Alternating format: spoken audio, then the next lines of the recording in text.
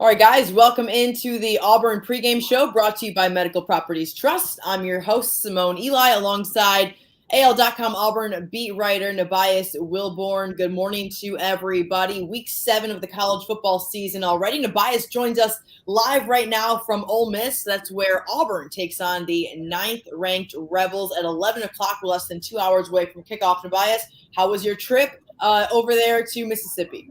Not bad. Pretty easy drive through. Got to actually drive through Birmingham. Kind of got to see the newsroom for half a second and then kept on going into Mississippi. Pretty smooth.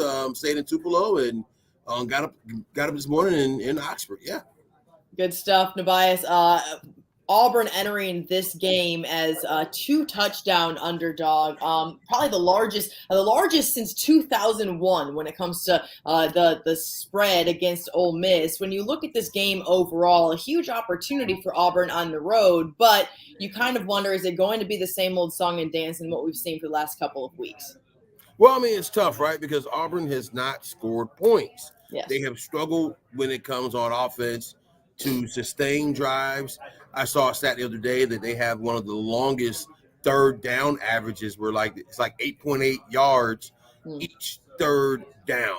And so that creates passing situations. You saw that last week against Ole Miss, against Georgia up in Athens, where they were able to get off. And it's funny because Brandon Council, the Auburn center, said, hey, if we can keep from third and long, we can demolish those guys. Well, apparently, Georgia must have listened to the press conference and decided to make sure that Auburn had several third down and long situations, which really was a struggle for them throughout that ballgame. There's no doubt that Auburn is struggling offensively right now. Second half issues have been a huge issue, Nubyjas. I know I've seen plenty of stats thrown around everywhere, but if you just look at this season in the second half, Auburn has been outscored 77-47. There have definitely been some moments, especially in the fourth quarter, where you're just like begging Auburn to get it in the end zone, to put something on the board, and it just has not happened. What do you point to as one of the biggest issues when it comes to the second half output offensively for the Tigers? And by the way, that statistic is very polite there because it includes the games against Mercer and San Jose State. If you take those out of there and just the SEC and the game against Penn State, where Penn State outscored them by 17-0 and just the third quarter, and Auburn didn't score any points. They had 2 weeks in a row against Missouri and LSU where they didn't score any points. And oddly enough, the game against Georgia was the first time they had double-digit points in the second half in quite some time. So all that combined is just it's been difficult. The adjustments just don't seem to have been there as much. They can kind of get out to a lead, which is another thing that's happened. You've had times you've had leads. I was kind of joking in the press box, like, hey, they were down against Georgia. Maybe they got the Bulldogs where they want them instead of actually being ahead, like they were 17-0 against LSU, as well as also being up big against Missouri and got bailed out with the fumble. No doubt about it. This team has struggled from behind. They've struggled when they're ahead. Last week was a big part of that when it comes to being behind, got behind, never got back up. Robbie Ashford is the guy right now for Auburn, whether it be by he's earned the job, whether it be because of multiple injuries and it just kind of being by default. One issue that Robbie has had, and you look at his season stats, Clay Yeager putting those up for us here on the Auburn pregame show, the stats really don't look awful when it comes to the total numbers. One thing that stands out for me are the turnover concerns that we've seen, but it seems like Robbie Ashford, Nubyjas, might be trending upward as he continues to get more SEC games under his belt. What are your thoughts on Ashford at this point? I mean, well, it's tough because those stats don't include the fact that he had 4 fumbles and lost 1 against LSU. The fumble against Georgia when in the second quarter, Auburn's down 14-0, finally gets past the 50, making some hay, and then the fumble happens. It pretty much ruins that drive, right? So those are things he's going to have to get better at ball security. He's going to have to get better because, I mean, Auburn's offense is going to be a lot of him running from his life and either running the ball or extending the play with a pass. So he is going to have to – and Harsin talked about this extensively where he's kind of palming the ball outwards, right? Yeah. When he's trying to run, but then when he's running, he has to come back and tuck it in and high point it to make sure he actually has security. So those are little things got to work on. The accuracy is going to be an issue. But to be fair, I mean, it's kind of hard when the offensive line is not consistently providing blocking for him. Yes. So there were times against Georgia where Georgia didn't have a sack, but he had to throw the ball away. Like he had like 8 throwaways in that one game where just, okay, there's nothing open. I can't run it, so throw the ball away. Yeah. Which is smart, but it doesn't work good for the offense because, again, we mentioned those third down and longs. So some of that's going to have to be, can Auburn find ways with Tank Bigsby, Jarquez Hunter, the freshman Damari Alston to get some yards on the ground? Can they maybe get more creative, maybe, get the ball out on some rollouts or something, anything to make life a little easier for Ashford?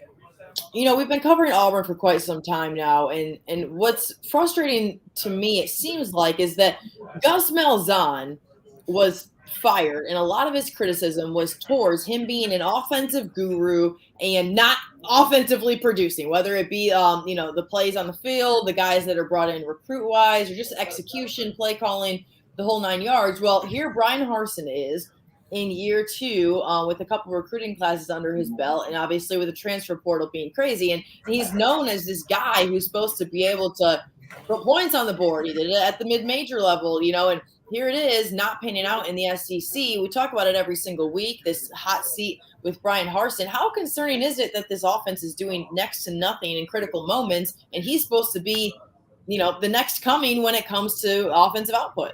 Well, and here's one of the issues, though, right? You talk about the offensive line.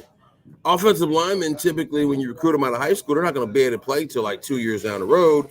So the offensive linemen are playing, who are they recruited by? Okay? Yeah. And that's a major component of what's going on offense. Now, his TJ Finley, when he was he the best? Maybe not. We won't know how good Zach Calzada could have been because of injuries. Ashford, you got to remember, the Hoover alum, he didn't play most of his senior year of high school, didn't play a whole lot in Oregon. He's still learning how to play. A lot of ways, not learning how to play football, but kind of learning how to play football, okay? Yeah. And then behind him, you have a freshman, okay? So all that's not Brian Harsin's fault, and that's the issue, right? Like, there are things that are Brian Harsin's fault, but there are also things that are conflating issues that have been building and building and building and building. Because Auburn didn't just start losing to Georgia when Harsin got here. You hadn't won in Athens since 2005. Wow, yeah. It is 2022. You know what I'm saying? Yeah. And you look at the last 20 years of the Georgia series, been dominated by Georgia, and all those weren't like national championship teams. Sure. You know what I'm saying? So some of these things are consistent, recurring themes that Auburn has to examine for its long term. Now, hey, if you fire Harsin, if you do it, you do it. You don't, you don't. I don't know if you're familiar with the show called The Wire. I'm not. Okay, all right. So The Wire, greatest show ever, right? And so this character, Marlowe, right? And not to get too spoilery, but basically there was a potential where there could have been some violence of some sort, right? Okay. And so one of Marlowe's lieutenants was potentially going to commit the act of violence, but he was kind of hesitating, right? Marlowe says, hey, either do it or don't do it, but I got somewhere to be. Okay?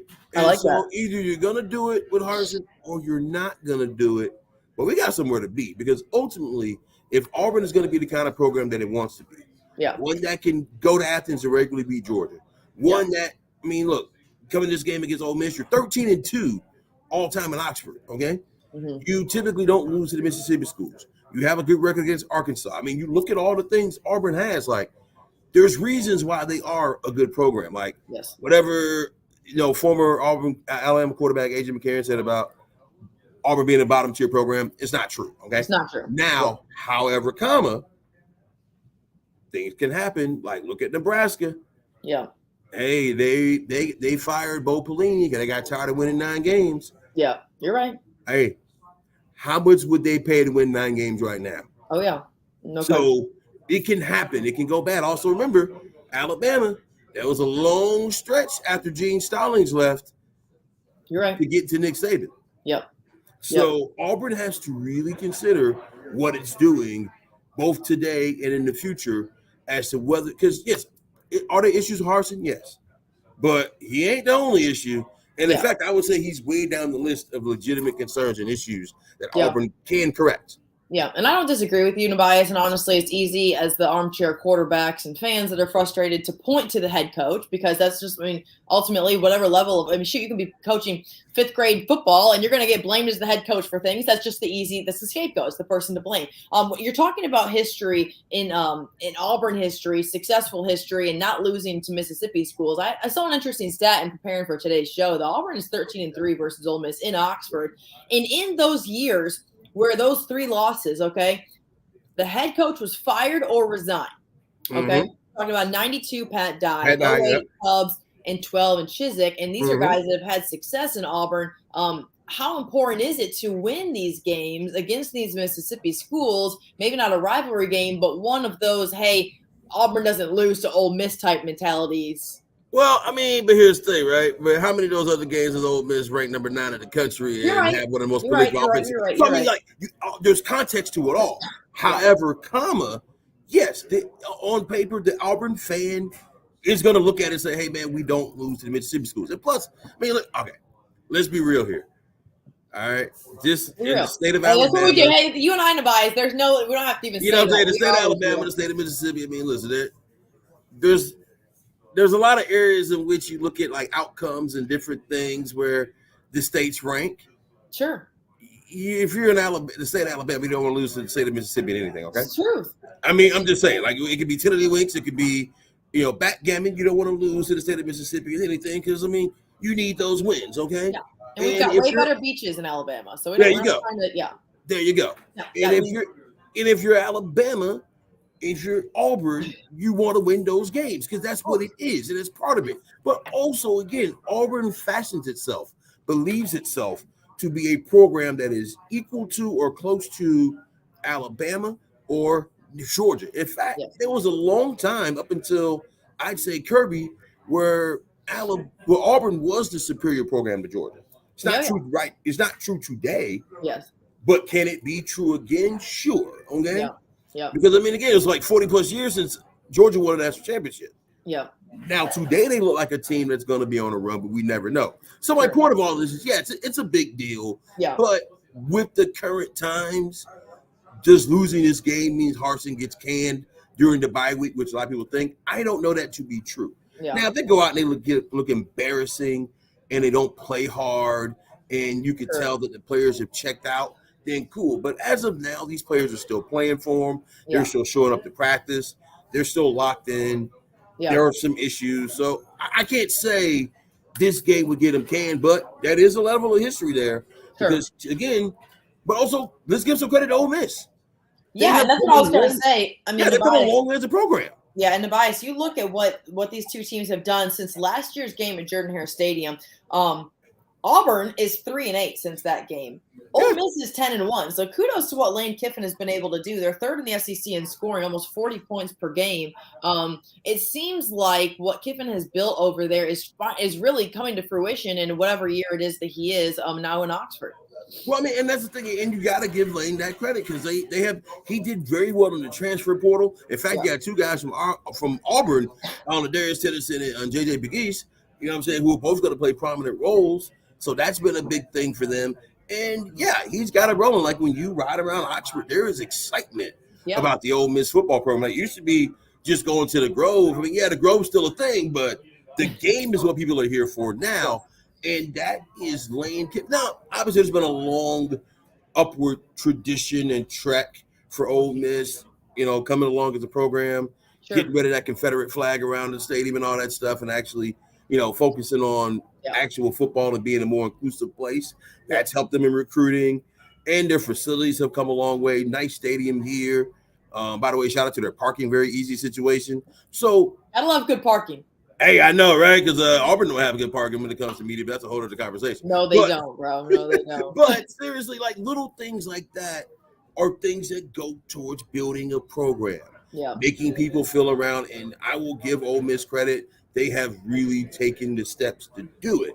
Yeah. Now, I still think there's going to be a ceiling for Ole Miss in comparison to Auburn. Like, I think Auburn will always have a higher ceiling. Yeah. It's just whether or not Auburn can get there. That's going to be a question that Auburn has to answer.